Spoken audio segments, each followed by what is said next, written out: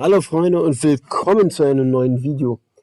Willkommen zu diesem Thriller in Manila, diese Hollywood Election, die es jetzt in den USA-Wahlen, bei den USA-Wahlen gab. Mit diesem Video möchte ich euch ein paar sehr brisante Dinge zeigen, die dazu geführt haben, dass es diesen Betrugsvorwurf überhaupt erst gibt. Hier fangen wir mal an mit einer Frau, die in Wayne County, also bei Detroit, gesehen hat, dass dort mindestens 500 Stimmzettel einfach zur Seite gepackt worden sind. Und sie hat darüber berichtet. Einen Link dazu habe ich jetzt aktuell nicht. Ich suche ihn nochmal raus und den Link dazu packe ich euch nochmal in die Beschreibung, damit ihr selbst nachforschen könnt. The ASU Polytech earlier, that like 4 different polling places were doing Sharpies, all in like between Queen Creek and like the edge of Gilbert. Yep, and those ones are not being counted. Yes. They're invalid. Yes. I mean, Yes. like, I have proof. So they're invalidating votes is what they're doing. Yes. Yeah. Yes. Like, That's how I it feel a feels like. picture of my Okay. ballot for And then Trump. there was a guy that directly came out and yelled at me 3 times. They both came out. Oh no, they called the sheriffs You and guys said that stop. and told us to stop handing out the ballpoint pens. In which case, those are the only ones that are actually being Yeah. counted and validated. I used your pen and then I Yeah. sent it back to you and I And said, they're- give this to somebody. 'Cause Yes, yes. And so we know that, and we've been telling them you need to use a ballpoint pen, not the Sharpie, and now those are getting invalidated. Yeah. So people are coming here to vote for Donald Trump, and those votes are all getting invalidated. That's what's going on. There we go. These Republicans want to help Biden too?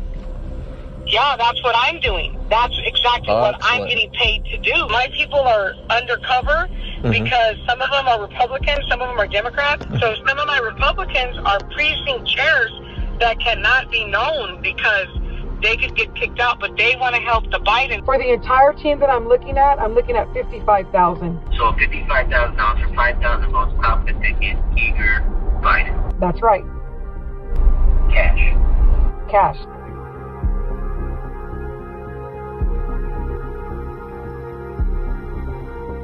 So I have a state rep. I have a senator right now. I'm talking in my pocket.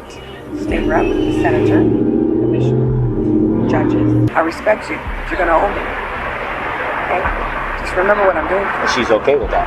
Yeah, who is it? Got Pete in the pocket. Like model right now. So he was paying me $5,000 a month, and now he's paying me $8,000 a month. So you don't have to pay you $700 cash just to take care of that. You take care of it. Everybody else would have paid me $3,000. She didn't have it. She just got screwed. Right. Instead of $3,000, you got $700. So what does she owe me? Favors. She do. Produce. So it's not bad to have a chief judge. I've got 3 Democrats, 3 Republicans. You're talking between $5 to $8 per vote. I'm just letting you know, so you have an idea. And I'm going to bring $3,500 to the plate, Okay. countywide. So I know what I'm bringing to the plate countywide. So that's like $28,000.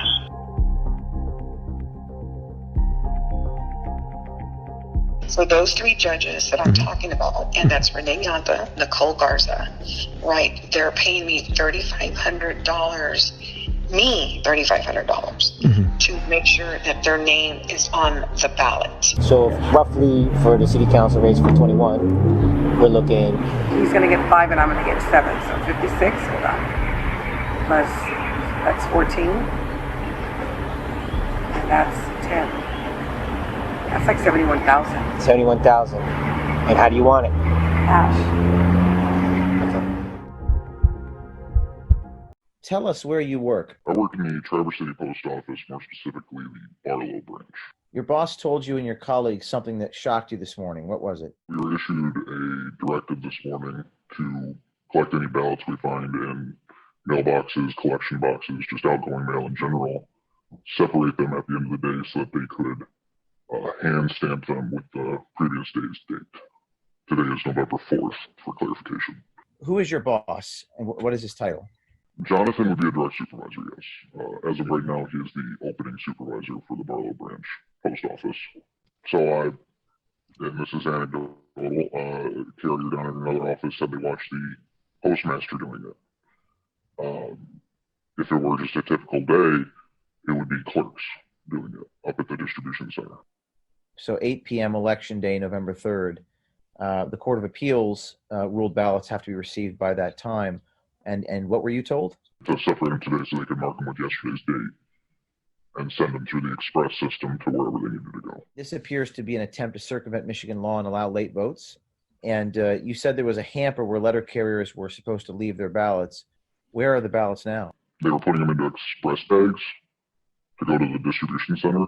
In regards to a hamper, there's a standard hamper that all letter mail is supposed to go to, and they had a tub next to it that we were supposed to put any ballots collected today into. Yes. What made you come forward?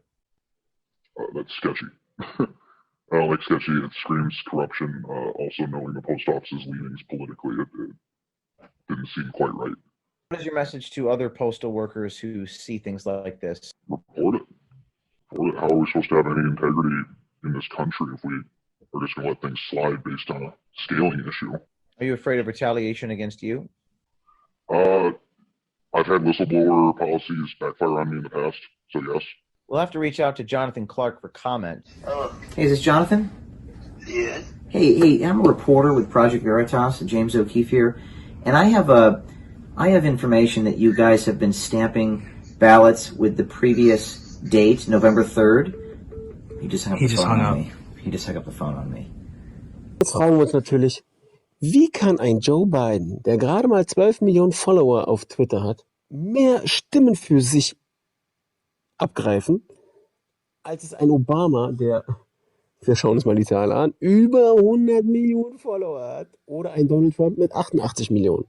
You're talking about 3 scandals. You say the Biden scandal is just one of 3 scandals. What are the other scandals?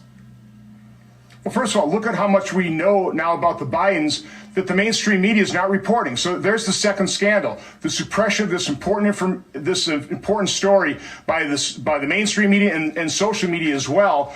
It's basic censorship, and then of course the suppression by the intelligence committee and the deep state. I mean, the fact that you had more than 50 former intelligence committee officials write a cover letter for Joe Biden. I mean, the press and now the intelligence committee and the deep state is in the tank for Joe Biden. They knew exactly what that letter was going to be used by Joe Biden to say, oh, this is just Russian disinformation. This is not Russian disinformation. This is important information the American voters need to hear, and the deep state and the media is covering it up. So those are the 3 scandals. Wie auch immer, mit diesem Video wollte ich euch nur zeigen, was die Trump-Seite der Biden-Seite vorwirft. Und ich mache euch morgen noch ein Video fertig, was die Biden-Seite der Trump-Seite vorwirft. Es ist definitiv spannend. Es ist definitiv ein Hollywood-Film. Und wir sollten uns alle Popcorn rausholen, weil das Ding wird nicht aufhören bis zum Januar. Ich freue mich. Lasst mir ein paar Kommentare da. Teilen und liken wäre auch sehr nice. Bis bald. Peace.